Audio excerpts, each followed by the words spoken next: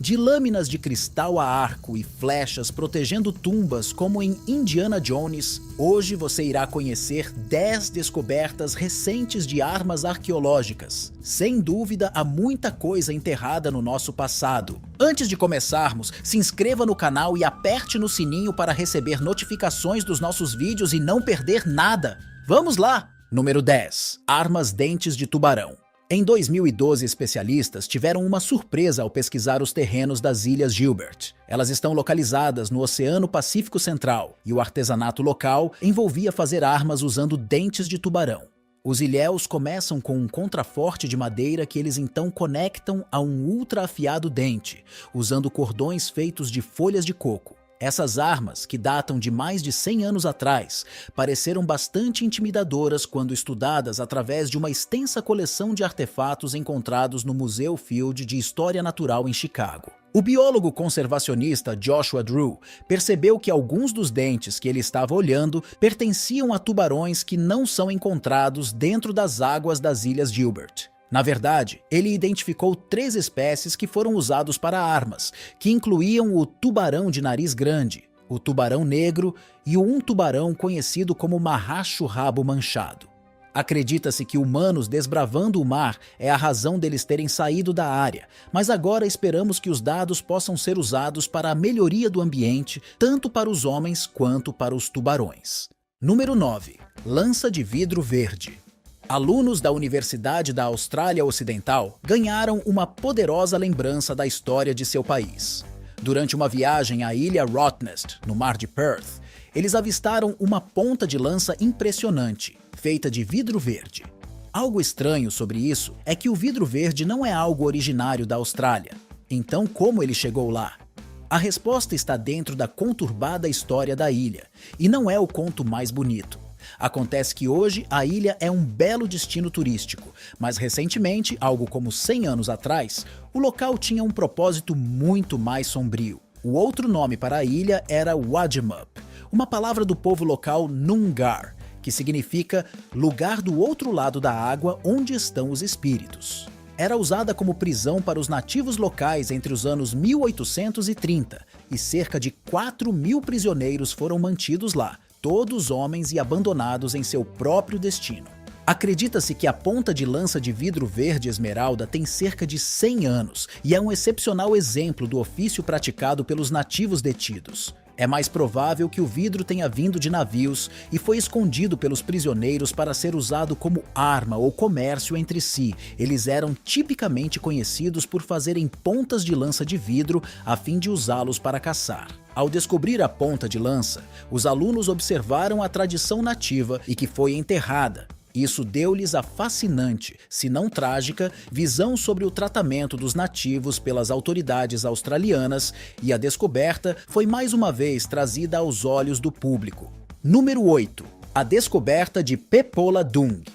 Há um longo histórico em todo o mundo de achados arqueológicos que interferem com projetos de construção, e descobrir um crânio antigo ou uma espada enferrujada, quando você está tentando entregar um prédio multimilionário dentro do prazo, não é a coisa mais conveniente, mas pode iluminar a história e vale a pena parar o trabalho para isso. Em 2017, a aldeia de Pepola Dung, na Índia, era o local de equipes de trabalho que estavam pavimentando algumas estradas. Enquanto instalavam as fundações, os trabalhadores tropeçaram em um estoque de armas antigas, que acreditava-se datar da Guerra de Gurkha, do início de 1800. Mais de 80 itens, incluindo adagas, dardos e espadas, foram descobertas. A guerra também está ligada à Guerra Anglo-Nepalesa, que ocorreu entre 1814 e 1816. Vamos para o próximo. Mas antes, não deixe de curtir o vídeo e quem sabe compartilhar com uma pessoa que adora curiosidades históricas. Número 7. Mata-a da Ilha de Páscoa. Agora, até alguns anos atrás, acreditava-se que o povo Rapa Nui da Ilha de Páscoa, no sudeste do Oceano Pacífico, morreram por causa do conflito. Eles aparentemente usaram todos os seus recursos e então se voltaram um contra o outro, levando à sua morte. Isso era baseado no que parecia ser um armamento, feito de obsidiana ou vidro vulcânico, que foi encontrado em todo o comprimento e largura da área. Mas tudo mudou quando as armas em questão foram reveladas como sendo outra coisa. Número 6. Imitações de espadas viking. Espadas vikings antigas podem ser encontradas em vários museus e coleções ao redor do mundo, mas há cerca de uma década atrás, as pessoas começaram a perceber algo estranho em algumas das lâminas. Acontece que muitas delas foram falsificadas. Mas você quer saber uma coisa muito estranha? Elas ainda são espadas viking originais, e se você estiver confuso agora, você provavelmente deveria estar. Assim como hoje, imitações de espadas foram produzidas para preencher lacunas no mercado. Isso foi resultado de uma guerra comercial do século XI, onde a Rússia fechou o acesso dos vikings a uma fonte de aço de alta qualidade. Mas a real diferença entre as verdadeiras e as falsificações eram significativas, mesmo que você provavelmente não notasse até que você realmente entrasse em combate. Um processo chamado têmpera seria usado na produção para compensar a falta de carbono no aço substituto. Você provavelmente já viu o processo de têmpera antes, quando um metal super quente é colocado em líquido para resfriar. Porém, infelizmente, com as imitações de espadas, as tornava frágeis e sujeitas a quebrar sob impacto. Então, se você fosse um viking, você realmente tinha que tomar cuidado com o que você estava pegando na loja de espadas e que iria levar para a batalha. Número 5. Gatilhos da tumba do imperador Qin Shi Huang. O lugar de descanso de Qin Shi Huang, o primeiro imperador da China, como era mais conhecido, captura a imaginação não só de arqueólogos, mas de todo o mundo. Quando seu mausoléu foi descoberto na década de 1970, a distinta imagem de 8.000 guerreiros de terracota foi verdadeiramente uma visão de tirar o fôlego. O primeiro imperador governou a China a partir de 246 anos antes de Cristo e, claro, queria que seu túmulo fosse o maior e o melhor. É relatado que cerca de 700.000 pessoas trabalharam no projeto, em um contexto social estrito, onde a responsabilidade coletiva era fundamental. Enquanto os guerreiros permaneceram de pé, peças cruciais da dinastia Qin se desintegraram ao longo do tempo, como os armamentos detidos pelas estátuas e tudo o que restou dos arcos e flechas do tipo besta foram os gatilhos de bronze, o que mostra quanto tempo e esforço foram gastos para construí-los. Essa atenção aos detalhes é impressionante, com cada gatilho composto de 5 partes. O único mistério aqui é como eles foram criados. Num primeiro momento, em 2014, uma equipe deu uma boa olhada nos gatilhos e estabeleceu que eles eram produzidos em uma espécie de linha de montagem. Nós pensamos que linhas de montagem são invenções bastante modernas, mas os chineses estavam fazendo isso milhares de anos atrás. Número 4. A chuva de Genghis Khan. É geralmente aceito que Genghis Khan, o governante mongol, era um cara que você não queria mexer. Nós certamente não iríamos apenas discutir com ele. De qualquer maneira, o fundador do Império Mongol foi um dos exemplos mais eficazes de um poderio militar que o mundo já viu, porém isso não teria sido possível sem as condições meteorológicas adequadas. Isso mesmo, Genghis Khan teve sorte com um temporal que o ajudou a fazer sua conquista. Mas como? Bem, antes de seu reinado, a Mongólia do século XVIII era extremamente seca e vinha sofrendo com a seca. Então, um dia os céus se abriram e a mágica da água trouxe consigo temperaturas elevadas, que levaram a um rápido e repentino crescimento da grama. Sem esse desenvolvimento significativo, que não acontecia há cerca de 1000 anos, Genghis Khan não teria sido capaz de inspirar as tribos mongóis a unir forças e assumir o controle. A Academia Nacional de Ciências dos Estados Unidos descobriu isso indo para os famosos Montes Cangai e estudando os anéis dentro das árvores. Número 3. Armas de cristal megalíticas.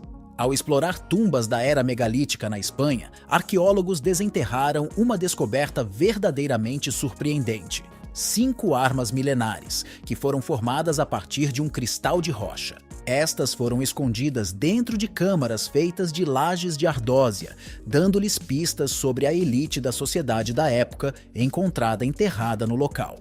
Agora, os belos itens mortais, que incluíam pontas de flechas e adagas, foram localizados ao lado dos restos mortais de pessoas. Uma descoberta particularmente intrigante estaria ligada a um punhal de 13 milímetros de espessura e 6 centímetros de largura, com um comprimento impressionante de 21 centímetros.